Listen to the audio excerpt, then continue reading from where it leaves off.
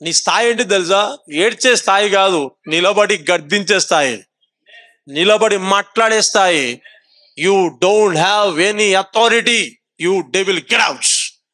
రోగమా, బలహీనత, అప్పులా, వా, యేసు నామన అధిగమిస్తున్నా, యేసు నామన నేను జయిస్తున్నా, యేసు నామన నేను వాక్యాన్ని అంగీకరిస్తున్నా. నువ్వు మాట్లాడినంత సేపు ఏ పనులు జరిగాయి?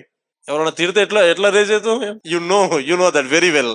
నిన్ను శారీరకంగా నష్టపరుస్తున్నప్పుడు అపవాది, ఆ శోధన చేత నిన్ను బలహీనపరుస్తున్నప్పుడు నువ్వెందుకు మాట్లాడలేవు మరి? అంటే వీళ్ళేమో కనిపిస్తారు, వాడేమో కనిపించాడు, అంతే కదా. మనకున్న ఫెయిత్ అంట కనిపించే వాటిపైన, కనిపించని అంధకార శక్తుల పైన కూడా మన మాటలు పనిచేస్తాయంట. విశ్వాసులకి ఉన్న ఆధిక్యత, విశ్వాసులు కలిగిన ఆధిక్యత ఈ రకంగా లేకపోతే no, you are not in faith. నువ్వు మాట్లాడట్లేదంటే నువ్వు విశ్వాసం కలిగి ఉన్నాను నేను ఎలా నమ్మాలి?